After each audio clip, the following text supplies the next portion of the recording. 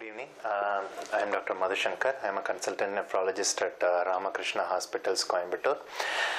In this video, I'll try to explain about end-stage renal disease and the options, focusing mainly upon transplantation, particularly ABO incompatible transplantation. As per the literature, the incidence of diabetes in India varies anywhere between 7 to 28% among rural and urban population, and hypertension also is present between 14 to 28% of the people. That depends upon various studies and the setting of the study subjects. The incidence of chronic kidney disease as per various registries in India is anywhere between 0.785 to 13%. But diabetes and hypertension are responsible more than 40 to 60% of this causes of chronic kidney disease. When we say chronic kidney disease, the kidney damage has been irreversible, and when it progresses beyond certain limit, which is stage 5, it is impossible for the patients to survive without renal replacement therapy. The modalities or the options of renal replacement therapy are either dialysis or transplantation. The sad state of affairs is such that of all those who need a renal replacement therapy, only 10% have the access to it, and less than 2% have the possibility or the availability of resources to undergo a transplantation. This is limited by various factors, the most important of which is lack of access to a proper health care, the lack of knowledge about transplantation, financial resources, as well as another common factor being the lack of a blood group matched donor. Even in Japan, the incidence or the percentage of blood group matched donation is only 0.14%.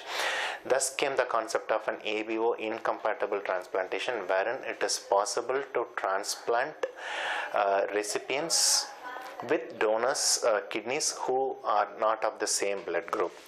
It is said that O group is universal donor. They can receive blood or any blood products from, they can give blood or blood products to anybody, whereas AB are the universal recipients. Rest A and B has to take kidney or blood from the respective blood group. But with ABO incompatible transplantation, they also can get kidneys from other blood groups, thus expanding the pool of the donors and making this transplantation available to a wider group of recipients.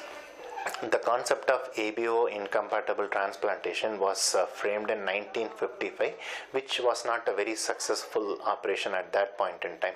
Following desensitization in 1987, this happened to be a successful transplant. Ever since then, various protocols has been made and evolved over time and again, and it has been mastered.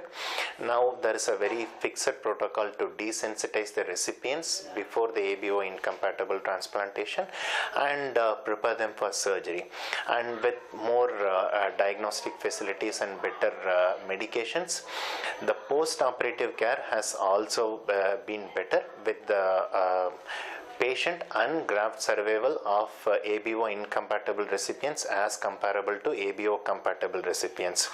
The traditional fear that more the immunosuppression, the more the infection, also has been allayed. Now with better prophylactic techniques, the incidence and the rate of infection in ABO incompatible transplants is as comparable to an ABO compatible transplantation.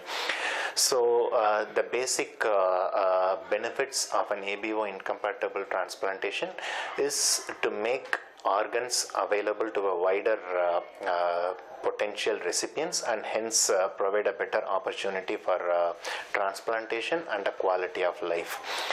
The classical desensitization techniques, by which I mean to remove the preformed antibody in the recipient's blood, involves plasma exchange as well as a drug called rituximab, and starting the immunosuppression at an early stage.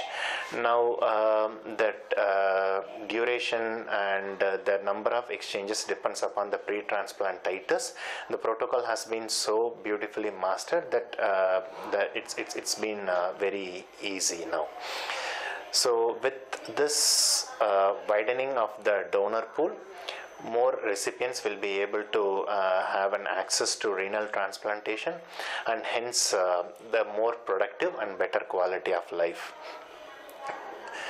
The absence of compatible blood group is no more a barrier to transplantation.